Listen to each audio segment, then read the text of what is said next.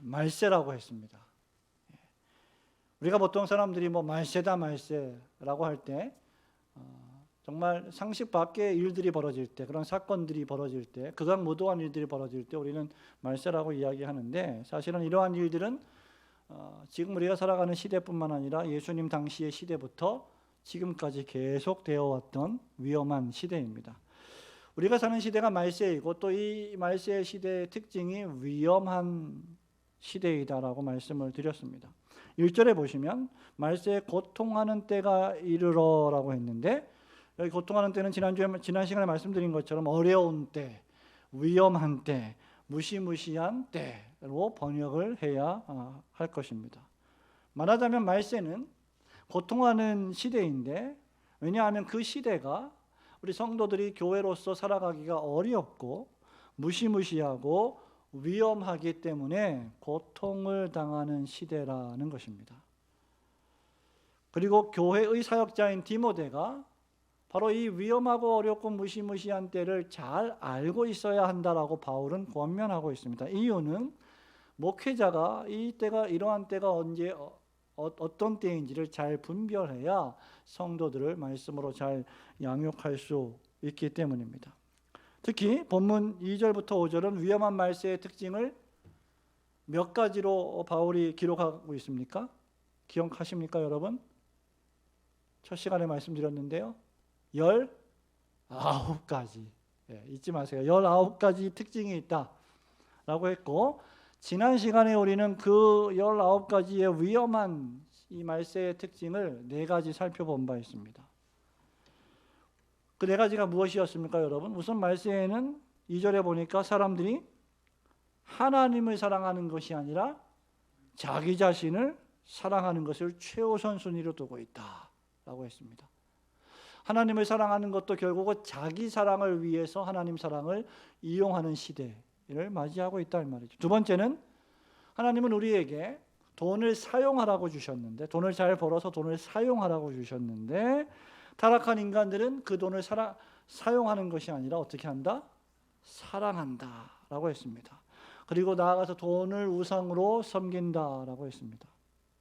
세 번째는 주 안에서 그리스도인들은 자랑을 할 때도 겸손하게 겸양을 가지고 자랑해야 하는데, 이 시대는 교만하게 자기 자신을 과장하고 부풀려서 스스로 선줄 생각하고 교만하게 자기 자신을 자랑하는 시대라고 했습니다.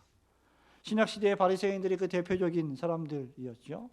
그리고 네 번째로 하나님을 높이지 않고 매사에 자기 자신을 드러내고 높이려 하는 것이 매우 위험하며, 이것을 하나님은 가장 미워하시는 바다라고 말씀드렸습니다. 이런 것이 위험한 시대의 특징이죠. 여러분이 앞서 말씀드린 4가지 특징에는 공통점이 있는데, 이 4가지에는 하나님이 없습니다. 하나님을 두려워함도 없고 하나님을 경외함도 없고 하나님이라는 인식 자체가 없습니다. 말하자면 말세에는 사람들이 하나님이 아니라 철저하게 자기 자신에게만 집중해서 자기 자아를 우상으로 섬기는 시대라는 것이죠. 오늘은 계속 이어서 2절 후반부에 나타난 말세의 4가지 특징을 더 살펴보려고 합니다. 여러분, 그것이 무엇입니까? 바로 첫 번째가 비방하며, 두 번째가 부모를 거역하며, 세 번째 감사하지 아니하며, 네 번째 거룩하지 아니한 것이라고 했습니다. 그래서 지난 시간에 이어서 이 말세의 위험한 때 어떤 때인가, 5번째로 사람들이 악담과 험담으로 교회 공동체를 파괴하기에 위험한 시대이다라는 것입니다. 여러분 2절을 보세요. 사람들이 자기를 사랑하며 돈을 사랑하며 자랑하며 교만하며, 그 다음 비방하며 라고 했습니다. 여기 비방한다는 말에는 이중적 의미가 있어요. 하나는 비방을 할 때 사람을 향해서 비방하는 것이고, 직간접적으로 사람에 대하여 악담을 하는 것이고, 다른 하나는 하나님을 향해서 그렇게 하는 것입니다. 사람이 비방을 하는데 사람에게도 비방하고 하나님에게도 비방을 한다는 것이죠. 그렇게 어떤 번역본은 보면 여기 비방하며를 불경하며 또는 참소하며 또는 신성모독하며라고 번역을 하기도 합니다. 비방한다는 것은요, 악담을 퍼뜨리는 것을 뜻합니다. 악담을 한다라고 할 때 우리는 다른 사람에 대해서 사실이 아닌 이야기를 사실처럼 나쁘게 퍼뜨리는 것이 악담이에요. 그 악담의 핵심이 비방입니다. 더 나아가서 나쁜 마음을 먹고 그 나쁜 이야기에 자기 감정을 실어서 그 상대방을 폄하하고 깎아내리며 공격하는 것, 이것이 비방하는 것입니다. 이것은 주로 말로 이루어집니다. 이렇게 비방하는 것은 사실 여부를 떠나, 왜 비방을 할까? 사실 여부를 떠나 그 사람이 싫기 때문입니다. 그 사람이 밉기 때문입니다. 여러분, 사람이 사람을 싫어하고 사람이 사람을 미워하다 보면 그 언어의 온도가 따뜻하게 나오지 않아요. 그리고 냉랭해지고 춥고 가시 돋고 칼처럼 그 사람을 찌릅니다. 그래서 아프게 하죠. 나아가 공동체에 부정적인 인상을 심어주고 더 나아가서 그 공동체에 해악을 끼칩니다. 이렇게 매사에 부정적으로 비방하는 사람들은 자기 자신의 영혼에도 결코 유익하지 않습니다.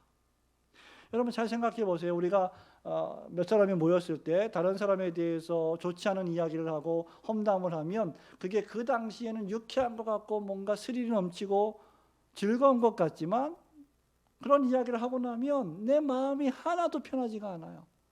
왜냐하면 자기 자신의 영혼에도 그것은 결코 유익한 일이 아니기 때문입니다.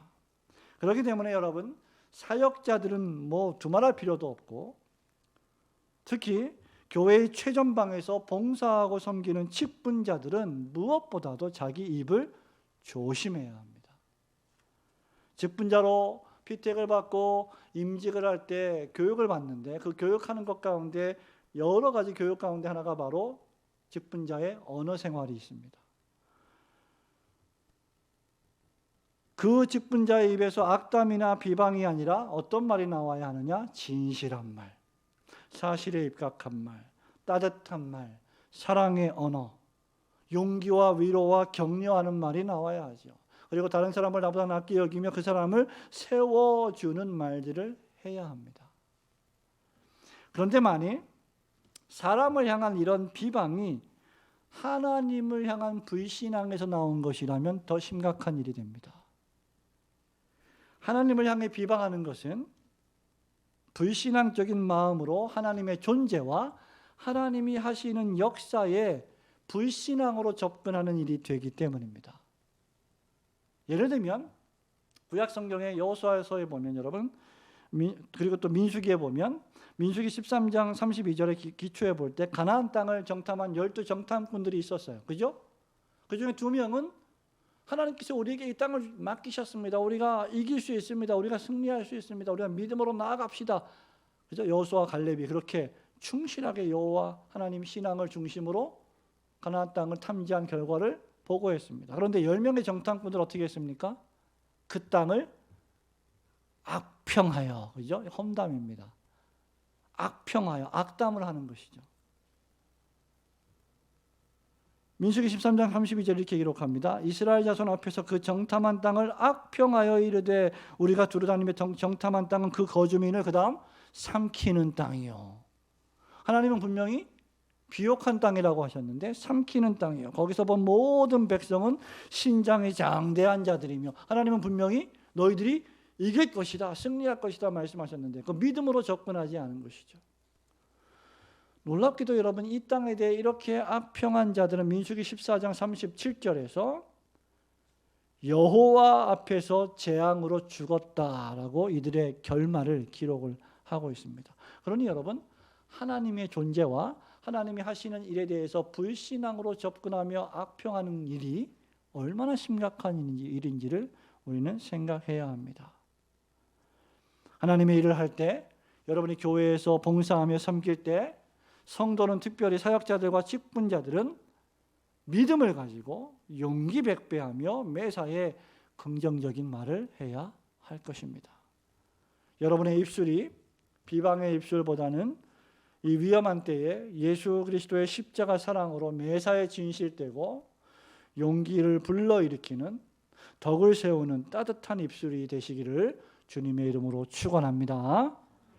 여섯 번째로 어떤 시대입니까? 우리가 살고 있는 위험한 시대는 바로 사람들이 부모라고 하는 권위에 순종하지 않고 나아가 거역하기 때문에 위험한 때입니다.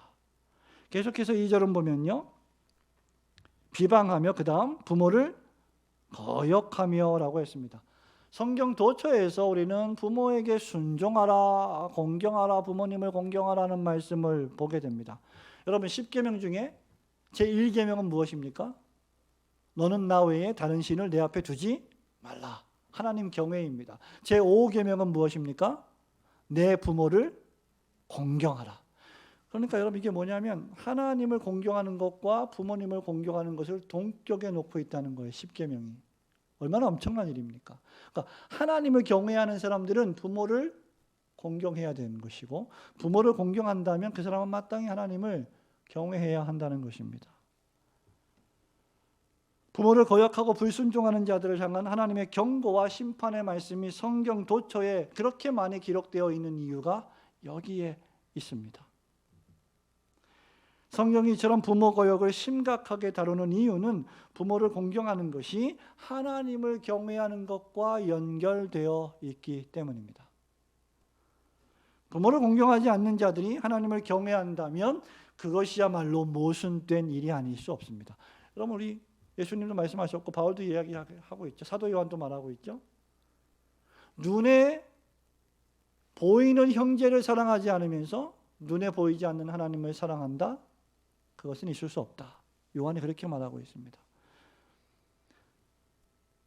그러므로 우리가 하나님을 아버지로 경외한다면 부모님을 반드시 경외해야 한다는 것이죠. 여러분 부모님, 여러분들 다 지금 거의 다 부모님이십니다. 그리고 부모가 아닌 또 자녀들인 분들도 여기 계시고 아직 자녀가 없는 가정들도 있습니다. 그런데 여러분 어느 정도 결혼해서 아이를 낳고 자녀들을 키우다 보면 부모가 어떤 존재인지를 점점 깨닫게 되고, 그리고 우리가 어렸을 때 우리 부모님들이 우리를 어떻게 키우셨는지를 나이가 먹어가면서 경험을 하게 됩니다. 부모님은 자녀들을 위해서 아낌없이 주시죠. 물론 요즘에는 조건을 두고 주는 부모님들도 좀 있는 것 같아요. 근데 일반적으로 볼 때 부모님들은 아낌없이 자녀들에게 베풉니다. 그리고 조건 없이 줍니다.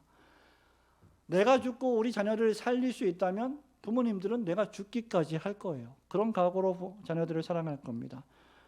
자녀를 낳고 갓난아이 때부터 잘 보살펴 키우고 먹이고 입히고 공부시키고 사람답게 살도록 인격을 가르치고 매사에 사랑으로 대합니다. 이런 부모님이 세상에 어디 있습니까? 어떤 사람들이 여러분들을 그렇게 사랑으로 키웁니까? 심지어 마태복음 7장 11절에 보면 악한 자라도 자식에게는 뭐요? 부모가 좋은 것으로 줄 줄 안다. 악인들도, 도적질하는 사람들도, 나쁜 사람들도, 사람들이 손가락질하는 사람들조차도 부모라면 자식들에게는 좋은 것으로 주려고 한다는 거죠. 그러므로 그런 부모를 거역한다? 이것은 어마어마한 사랑과 은혜와 자기 자신을 단절시키는 행동입니다. 온 세상이 죄와 죽음의 형벌을 당한 것은 아담과 하와가, 첫째 인류가 창조주 하나님을 거역했기 때문입니다. 실로 아담과 하와에게 하나님은 창조주 이상이었죠. 사랑의 아버지이셨습니다. 영혼과 육신의 아버지이십니다. 그리고 지금도 역시 마찬가지로 하나님은 여러분들의 영혼과 육신의 아버지이십니다. 그런 하나님 아버지의 말씀을 불순종하고 나아가 적극적으로 거역하며 사탄의 말을 더 그럴듯한 말로 받아들였습니다.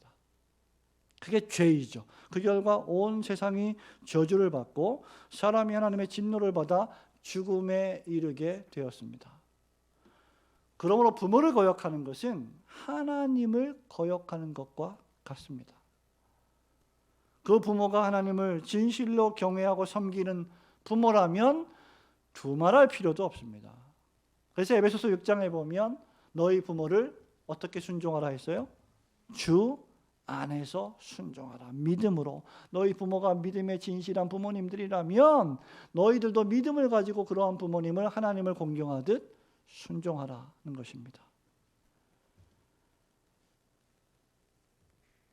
모세에게 주신 율법에 보면요, 아버지나 어머니를 모욕하는 자들은 죽임을 당하리라고 기록되어 있습니다.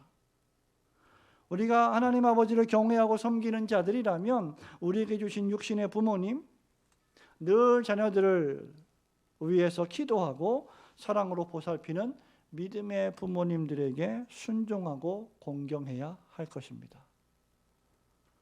그 방법은 믿음 안에서 부모님들이 주시는 권면을 기꺼운 마음으로 받아들이는 것입니다. 우리는 오늘날 현저한 권위 실추의 시대에 살아가고 있습니다. 더 나아가서 사람들이 권위를 인정하지 않는 시대에 살고 있고, 할 수만 있으면 내 위에 있는 나를 지도하고 나를 다스리라고 허락해 주신 합법적인 권위들을 깎아내리고 무너뜨리려는 시대에 살아가고 있습니다. 그러한 시대에 우리는 그리스도인으로서 더욱 하나님께서 세우신 이 권위와 질서를 인정하고 세워나가며 살아가야 할 것입니다. 그래야 이 위험한 시대를 우리는 하나님의 자녀답게 질서 있게 살 수 있을 것입니다. 여러분들의 살아계시는 부모님들 주 안에서 항상 공경하시고 또 사랑하시는 성도들이 되시기를 주님의 이름으로 축원합니다. 7번째로, 사람들이 자신이 가지고 있는 것으로 자족하지 않고 감사하지 않는 것이 위험한 때이다 라고 말하고 있습니다. 2절 보세요. 비방하며 부모를 거역하며 그 다음 감사하지 아니하며. 여러분, 항상 우리는 어떤 성경의 말씀들을 생각할 때요, 안 믿는 사람들의 삶의 모습과 믿는 신자들의 삶의 모습을 좀 비교해 볼 필요가 있습니다. 여러분, 안 믿는 사람들은요, 어떤 때 자기 인생이 어렵다고 생각이 들까요? 어떤 때가 위기라고 생각을 할까요?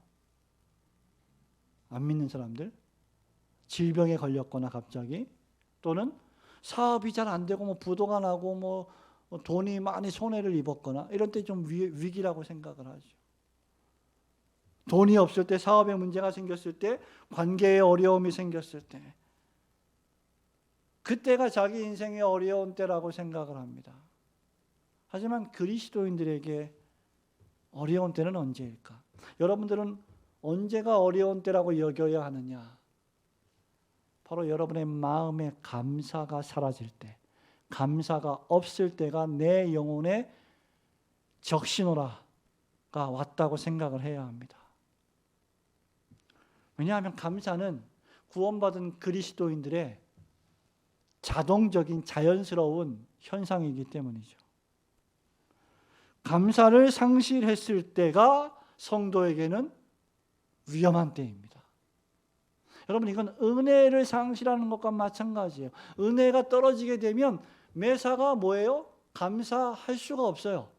은혜가 떨어졌기 때문에. 그러면 그 입에서 나오는 게 뭡니까? 전부 원망이고 불평이. 이것은 자신의 영혼이 위험한 상태에 있다는 적신호입니다. 사람들이 감사하지 않는 이유는 내가 가진 것이 별로 없다고 생각하기 때문입니다.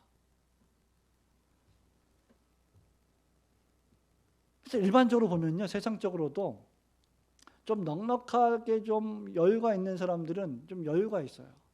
감사가 넘치고 매사에 긍정적이고. 근데 대단히 없이 사는 사람들, 힘들게 사는 사람들은 참 어려운 그런 마음가짐을 갖고 사는 것이 일반적인 삶의 모습입니다.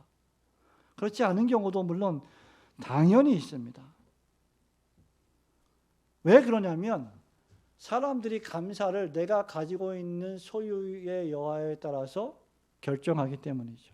그래서 감사하지 못하는 것은 나는 별로 가진 게 없어. 나는 저 사람에 비교해서 나는 별로 소유한 게 없어. 나는 불행한 인생이야 라고 생각하기 때문입니다. 그렇기에 남들이 가지고 있는 것을 내가 안 가지고 있으면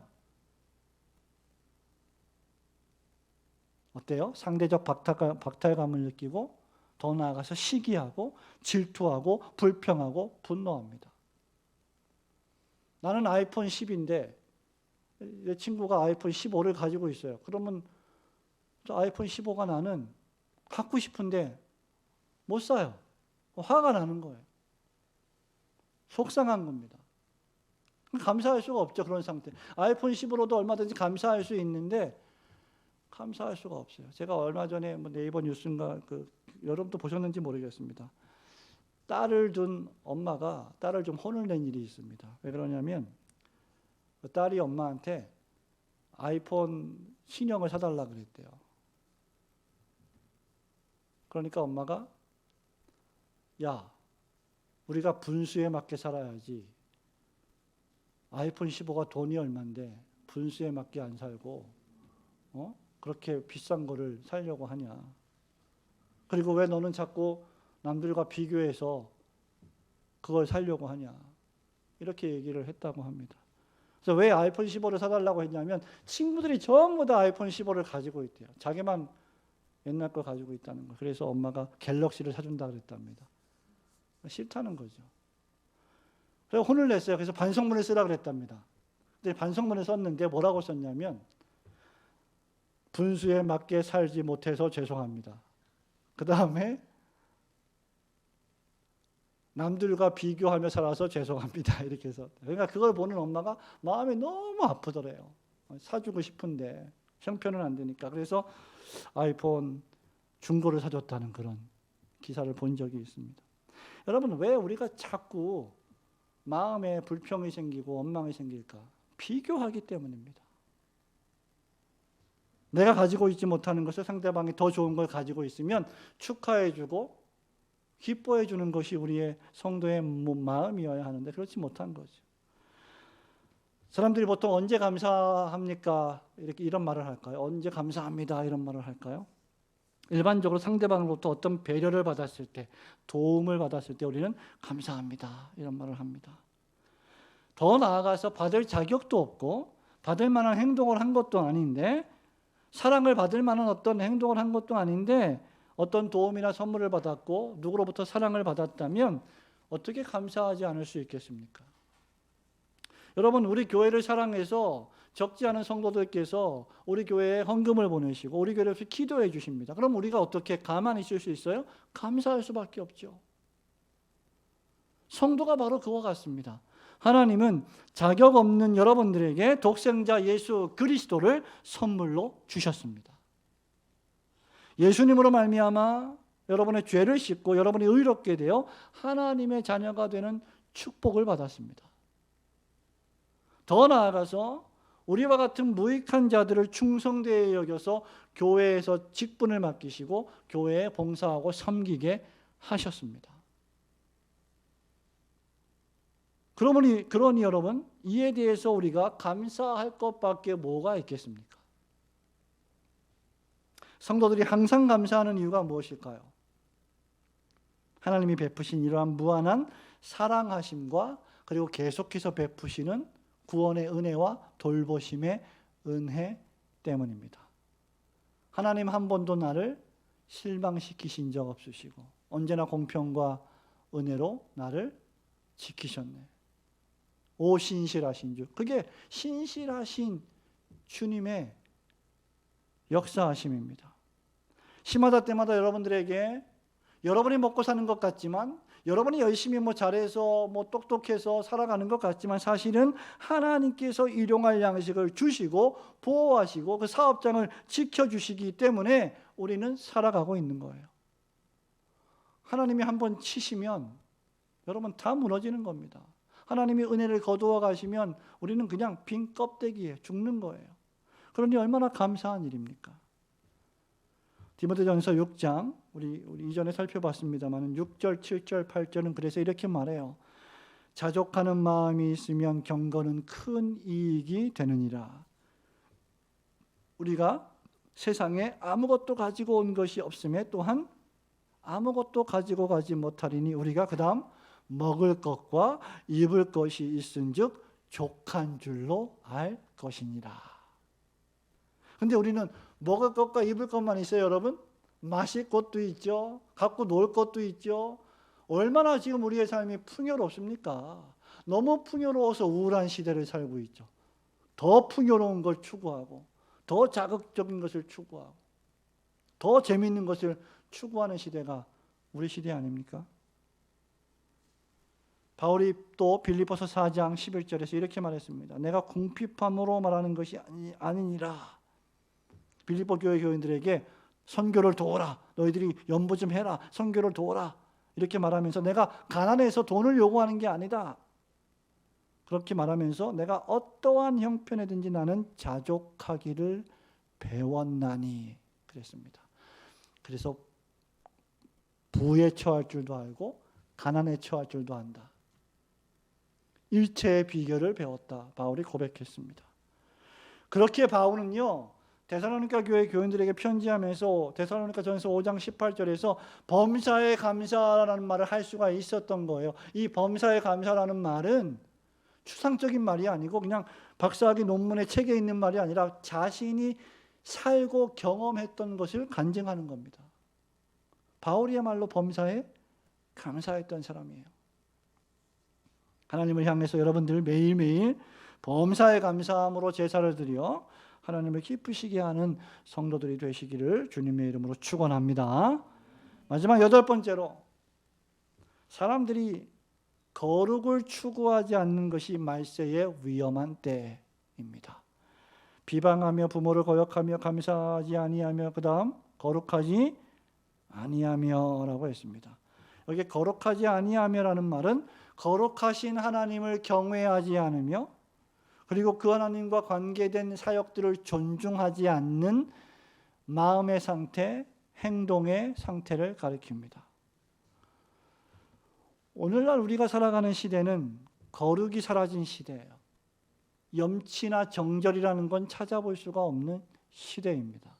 체면 별로 안 중요합니다. 불경건과 선정과 상스러움과 관능의 시대를 우리는 지금 살아가고 있습니다. 오늘 우리 주위에서 벌어지는 광경들은 여러분 기괴스럽기 짝이 없습니다.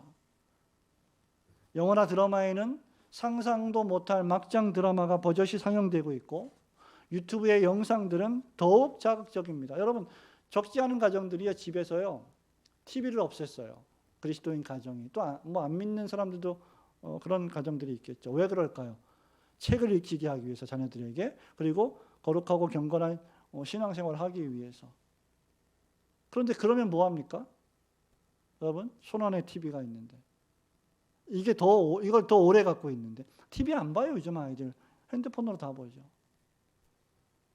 여러분 그 핸드폰 속에 수많은 관능적이며 외설적인 영상들과 춤들이 얼마나 난무합니까? 저는 좀 이해가 안 되는 게 먹방 유튜버들이 참 저는 이해가 안 돼요. 이 설교 그런 사람들 들으면 또 뭐라 그럴지 모르겠는데 한 끼에 한 끼 식사에 100만 원 상당하는 음식들을 차려놓고 그걸 한 끼에 다 먹어요. 먹어 치우는 걸 찍는 거죠. 왜 그럴까요?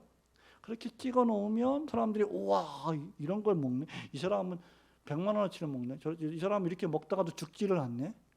그러면서 자꾸 보고 구독하고 또 보고 수십만 수백만 구독하면 돈이 나오니까.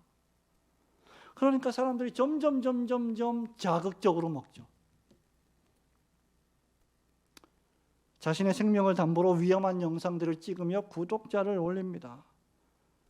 거룩하고 아름답고 고요하고 단정하게 사는 사람들은 시대에 뒤떨어진 사람들로 취급되고 선정적이며 외설적이며 도발적인 사람들이 시대를 앞서가고 선도하는 사람들로 추앙받습니다. 인권이라는 미명하에, 문화라고 하는 미명하에. 그리고 그런 것들을 지적하고 우리가 거룩하게 살아야 합니다. 고요하고 단정하게 살아야 합니다라고 말하면 구태의연한 사람이 되는 시대를 우리는 지금 살고 있단 말이죠. 시간이 흐를수록 이러한 현상들은 말세에 점점점 더욱 가증될 것입니다. 이러한 때 그리스도는 어떻게 살아야 될까? 그리스도인들은 디모데전서 4장 8절에서 바울이 너희는 경건을 연습하라고 했습니다. 연습하라는 말은 훈련하라는 말이죠. 훈련. 육체의 연습은 약간의 유익이 있으나 경건은 범사에 유익하다. 그러면 어떻게 경건을 연습할 수 있을까요? 그것은 범사에 여러분들이 하나님을 경외하며 하나님이 하신 말씀의 중심대로 여러분의 삶의 계획표를 세우고 그 말씀의 정신대로 기도하며 여러분의 삶의 시간들을 채우며 살아가는 것입니다. 내 마음대로가 아니라 말씀의 뜻대로 기도 가운데. 이것이 거룩을 추구하는 첩경입니다. 시인은 시편 119편 8절에서요. 청년이 무엇으로 그의 행실을 깨끗하게 하리까? 그 다음 주의 말씀만 지킬 따름이니이다. 디모데전서 4장 5절은요. 말씀과 기도로 거룩하여 짐이니라 고 했습니다. 그러면 여러분들이 거룩한 삶을 살려면 말씀과 기도 생활은 필수입니다.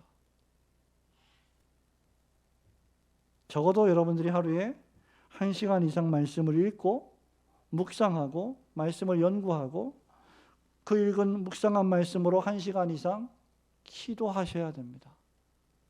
1시간이 안 된다면 짧게라도 자주자주 말씀을 읽고 그 말씀 붙잡고 기도해야 합니다. 이것이 성도의 들숨이며 날숨입니다. 우리는 성경을 읽고 묵상하고 먹음으로 숨을 들이마시고 우리가 숨을 내쉼으로 기도함으로 숨을 내쉬는 이 들숨과 날숨이 성도의 영혼의 호흡입니다. 말씀을 읽고 묵상하는 것과 기도하는 것.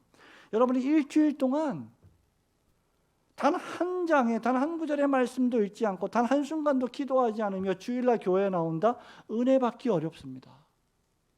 왜? 은혜 받는 훈련이 안 돼 있기 때문에, 경건의 연습이 안 돼 있기 때문에.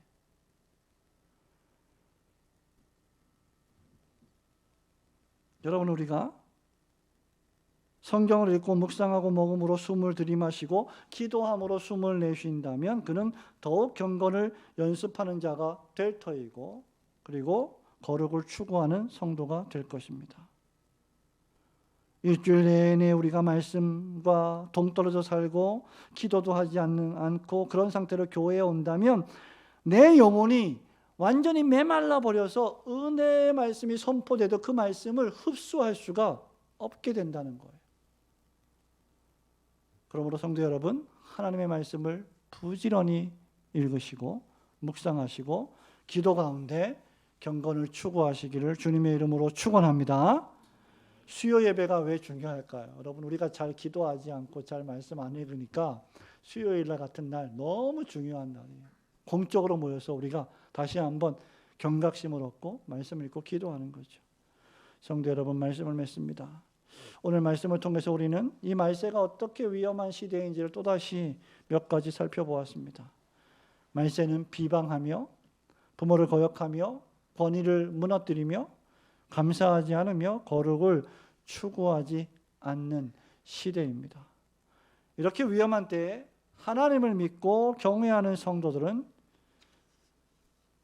그 입에서 더욱 진실하고 따뜻하며 덕을 세우는 말을 하고 하나님이 정해주신 권위를 인정하고 그것에 순복하며 범사에 감사하고 말씀과 기도로 거룩을 연습하고 훈련해야 할 것입니다. 이 위험한 때를 여러분 오늘도 내일도 모레도 말씀과 기도로 승리하며 살아가시는 올고든 교회 성도들이 되시기를 주님의 이름으로 축원합니다. 아멘.